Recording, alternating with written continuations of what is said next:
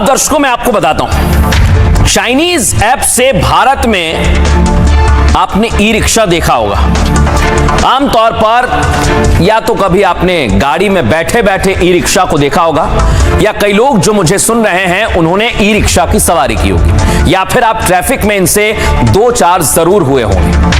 लेकिन अब ई रिक्शे पर बहुत बड़ी साजिश की जा रही है दर्शकों, और इसकी रिपोर्ट आज आपको बताऊंगा, क्योंकि इसका सीधा कनेक्शन चाइना से। देखिए जरा, कई लोग मजाक में बंद कर रहे हैं दर्शकों, लेकिन यह हादसा भी है और गरीब लोगों को परेशान करने वाला। ये प्रैंक नहीं है, ये सिर्फ और सिर्फ उनके लिए बहुत गलत इस्तेमाल में लाई जाने वाली ऐप आपके सामने। ये चाइनीज ऐप है दर्शकों, इसका नाम है BAT-BMS।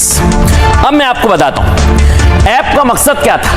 बैटरी की हेल्थ जानना, कितनी चार्ज है कितनी नहीं है। लेकिन इसका दुष्परिणाम क्या हुआ, ई रिक्शे की बैटरी लॉक हो जा रही है। यही वो ऐप, आप एक बटन दबाएंगे ये खत्म हो जाएगी। और इस ऐप की कमजोरी क्या है, कोई सिक्योरिटी लॉक नहीं है दर्शकों। इसका मतलब यह है कि आप भी बंद कर सकते हैं, मैं भी बंद कर सकता हूं, और कोई चालू भी कर सकता है। लेकिन दर्शकों आप सोचिए, इस देश में कितने ई रिक्शा हैं। अगर एक ऐप से ई रिक्शा बंद हो रहा है तो क्या कोई बहुत बड़ी साजिश हो रही है, या फिर सड़क पर हादसे को दावत दी जा रही है? बताऊंगा आपको, उससे पहले रिपोर्ट देखिए।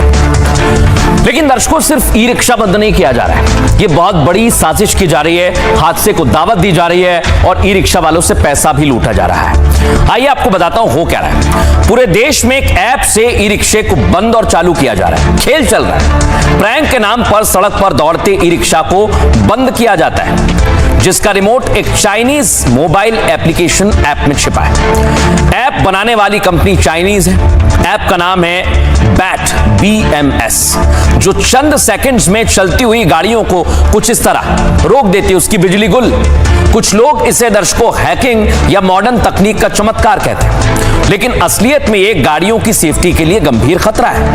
दरअसल ऐप का मकसद लिथियम आयन बैटरी की हेल्थ जानना है। ईवी मालिक ब्लूटूथ के जरिए चार्जिंग और करंट को ट्रैक कर सकते हैं। ऐप में फीचर दिया गया है जिसमें बैटरी को ऑन ऑफ किया जा सकता है। अब चाइनीज ऐप के फीचर की वजह से लोग इसका गलत इस्तेमाल कर रहे हैं, प्रैंक कर रहे हैं, सड़क पर दौड़ते हुए ई रिक्शा को ऑफ कर दे रहे हैं दर्शकों, और अचानक ये बंद हो जाता है दर्शकों, पता भी नहीं चलता कि हुआ क्या है। इसके पीछे की सबसे बड़ी वजह चीनी ऐप की कमजोर सिक्योरिटी है। भारतीय बाजार में ई रिक्शे बड़ी संख्या में है। लो स्पीड स्कूटर्स भी हैं जिनमें ब्लूटूथ इनेबल्ड BMS यूनिट्स लगी हुई हैं। उनमें कंपनियां कोई पासवर्ड या सिक्योरिटी लॉक नहीं लगाती।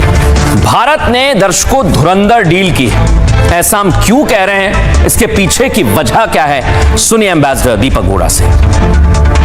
सच्चाई ये है कि भारत, अब लोग कहते हैं भारत एक गार्लैंड ऑफ डायमंड्स बना रहा है, बिल्कुल नहीं।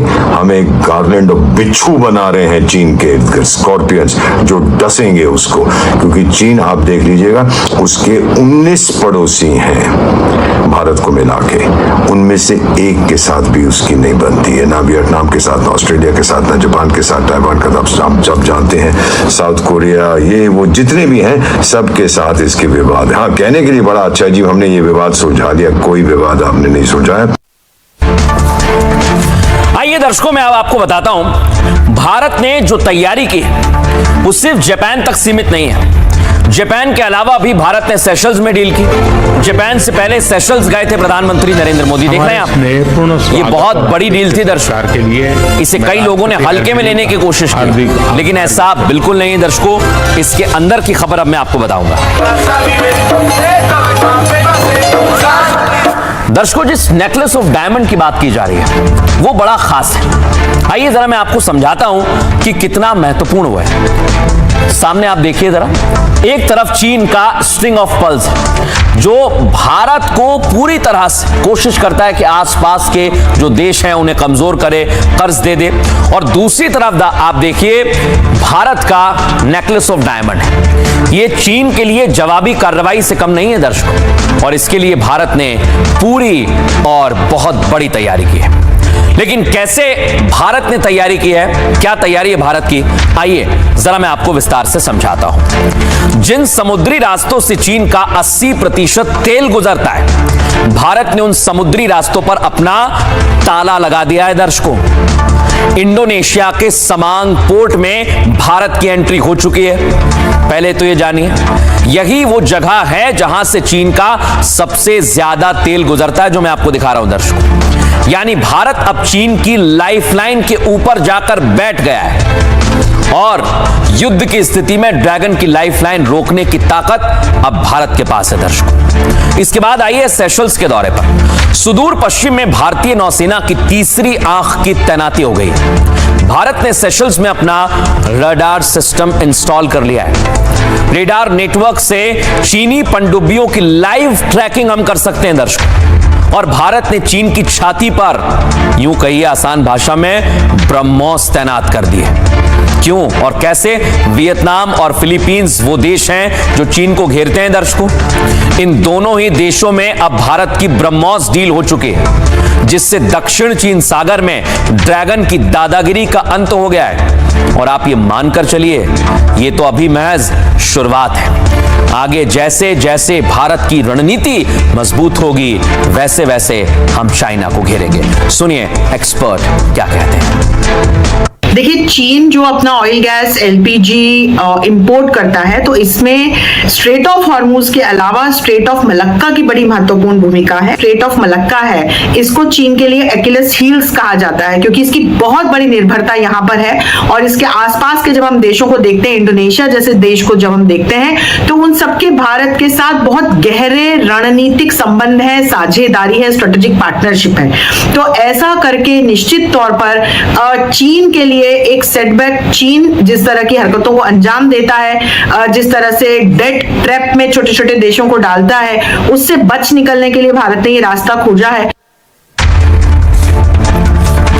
तो ये संतूर देखा आपने कैसे बजाया। अब आइए दर्शकों, पहली डील भारत में जापान के मोगामी क्लास की स्टील फ्रिगेट्स। दर्शकों, ये बहुत बड़ी रक्षा डील है। दिखाइए जरा इसकी तस्वीर दिखाइए। ये डील आगे जाके भविष्य के लिए, भारत के लिए बहुत महत्वपूर्ण है दर्शकों।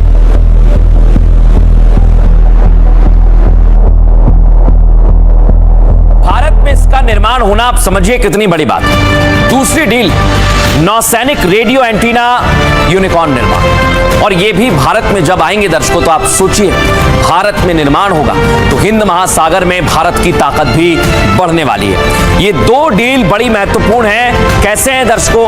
क्योंकि समंदर में हमारी तैयारी है।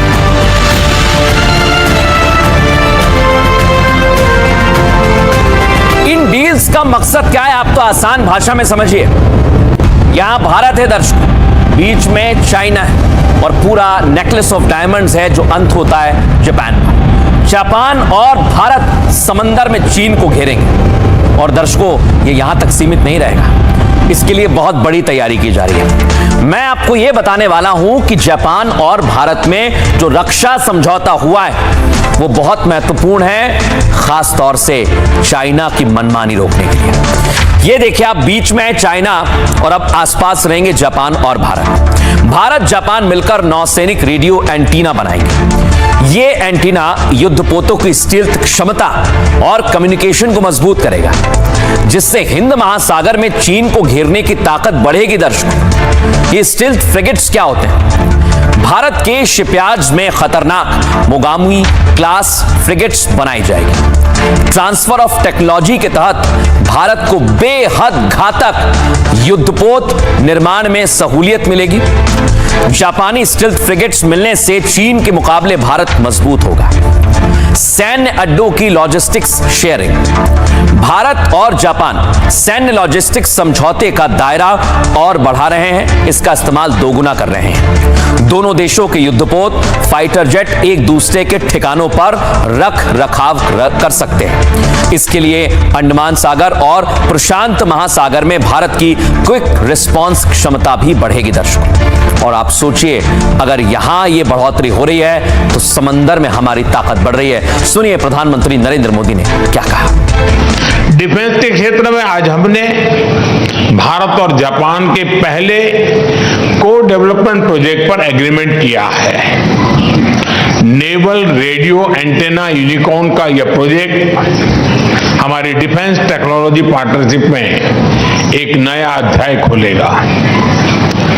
अब हम ऐसी डिफेंस टेक्नोलॉजीज को साथ मिलकर विकसित करेंगे जो रीजनल पीस, मैरीटाइम सिक्योरिटी और रूल बेस्ड ऑर्डर को मजबूत करेगी।